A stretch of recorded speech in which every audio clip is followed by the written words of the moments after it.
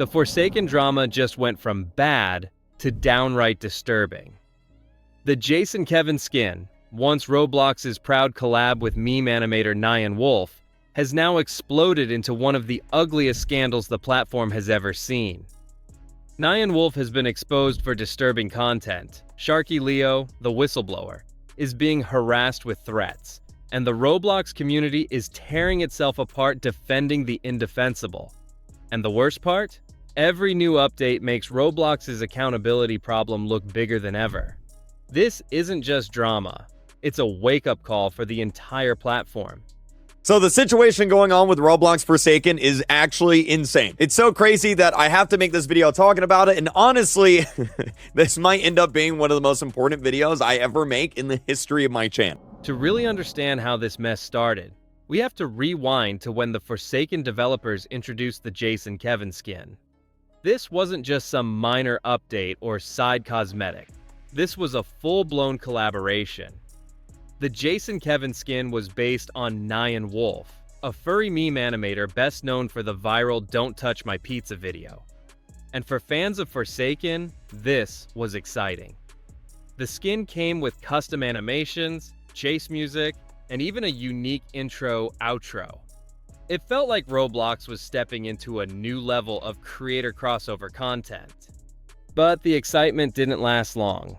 Almost overnight, the developers yanked the skin out of the game. Players who bought it were refunded, and the skin has never returned. At first, nobody really knew why. People speculated it was a bug, licensing issue, or just a temporary removal. But soon, darker allegations started to surface. Nyan Wolf was tied to two alternate accounts, Lycan Slasher and Doggy Princess. And both of those accounts were caught engaging with extremely disturbing content. Screenshots showed him liking and interacting with feral and NSFW furry art, some of which cross lines far beyond what could ever be defended as just weird art. This wasn't an isolated like or a random scroll through. It was consistent, repeated, and heavily documented. When confronted, Nyan Wolf tried to downplay it. He said he masked posts without realizing what they were, that he was high and scrolling, or that people were misinterpreting things. But when people started putting all the evidence together, the same art styles, the same OCs, the same usernames, the excuses started to collapse. The overlap was too strong to brush off. That's why Forsaken's developers had no choice but to remove the Jason Kevin skin entirely.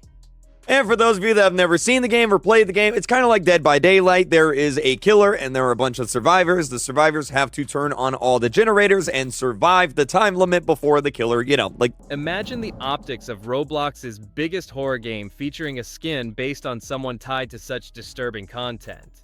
They had to act fast, and in fairness, they did. But pulling the skin was just the beginning.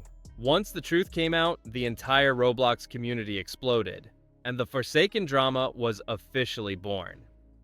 After the skin removal, people were waiting for Nyan Wolf to respond, and when he finally did, things only got messier. Instead of owning up completely, he released statements that seemed designed to minimize the situation and redirect blame. He admitted to interacting with cartoony drawings of fat Pokemon, and even acknowledged that some of them could be considered feral. But then he tried to excuse it all by saying he was on cough syrup, mushrooms, and weed when it happened. He framed it like it was just a weird phase, insisting it didn't mean anything about his character or intentions. But here's where things really escalated.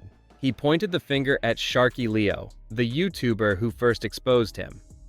Nyan Wolf claimed that because Sharky Leo's video revealed his alternate accounts, people were now doxing him, hacking him, and harassing him.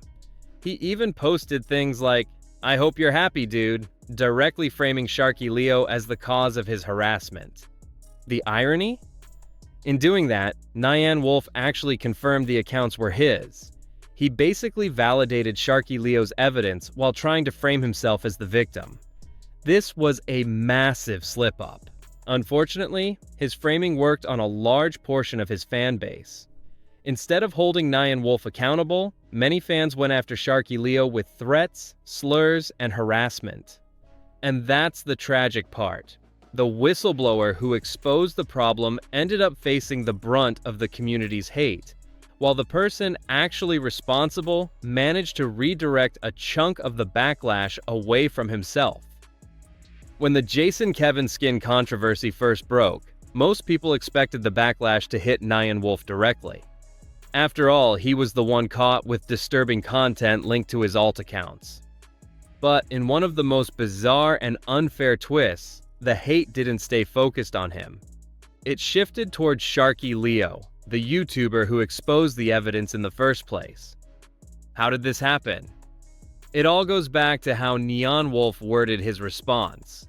Instead of fully owning up to what he was caught doing, he released statements saying that Sharky Leo's video had ruined his life and caused people to dox him, harass him, and hack into his art accounts.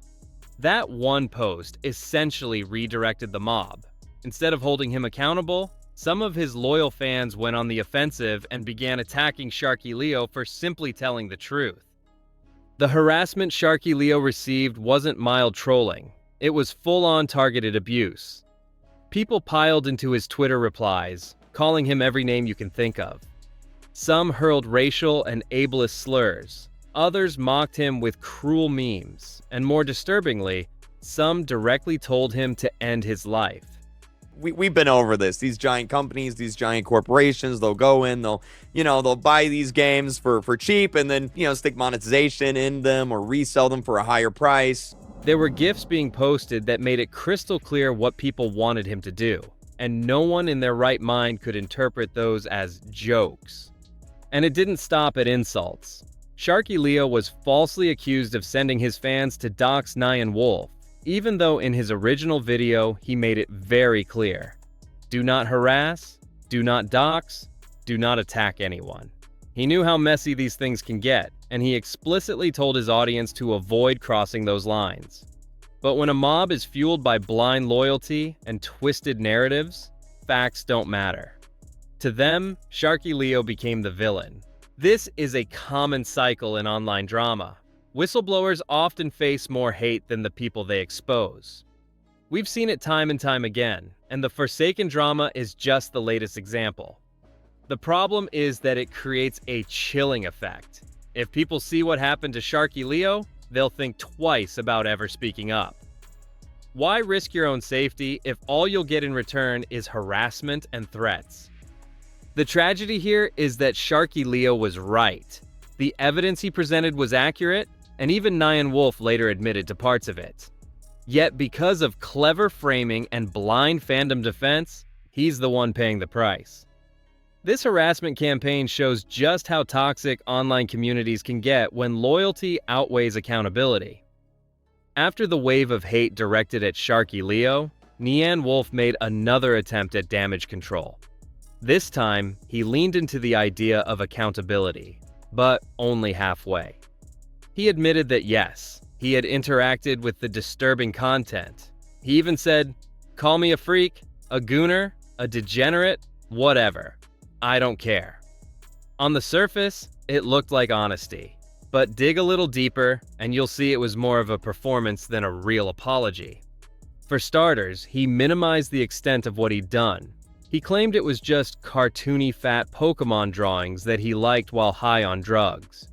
He admitted some could be considered feral, but brushed it off as if it was a minor mistake blown out of proportion. But the reality is, the evidence showed much worse. Not just random likes, but consistent patterns of engagement with disturbing material. The real kicker, though, was how his fans responded. Instead of holding him accountable, a large chunk of his audience defended him.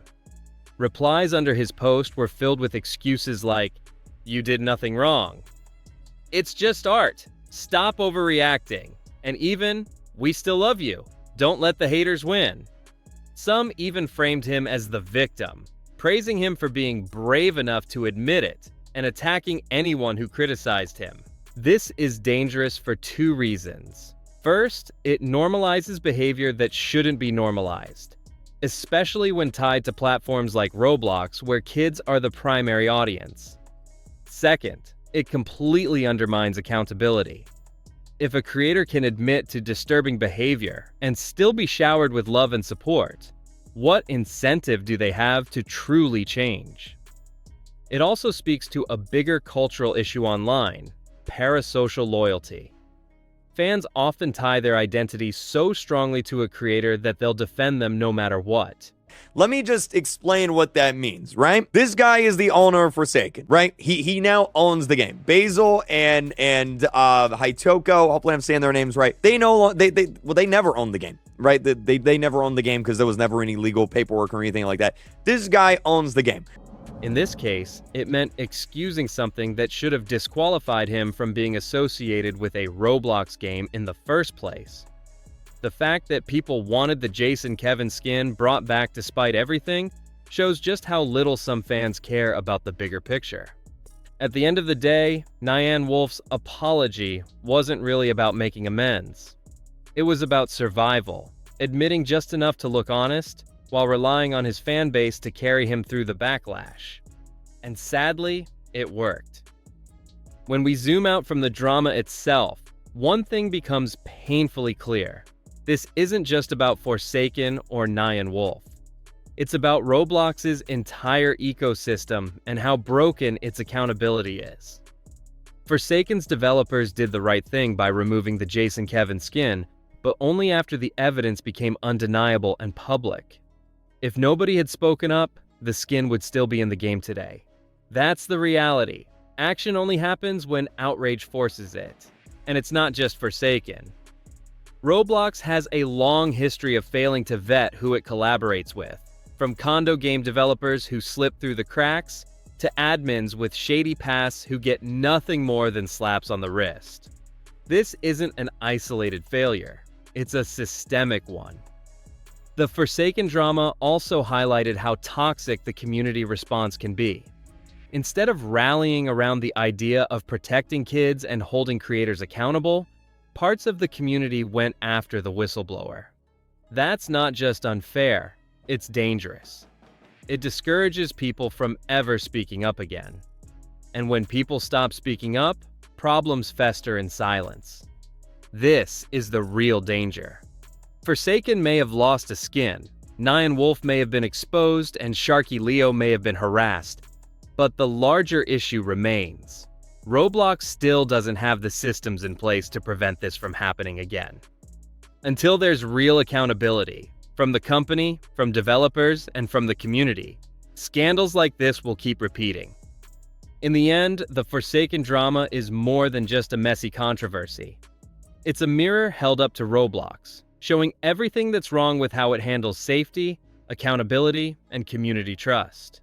And unless something changes, Forsaken won't be the last game to be dragged into chaos. It's like what this game stands for, and I don't want to see it go down the drain because of some owners that didn't know what they were doing in the form of Sol and Ava that also, maybe, quite possibly,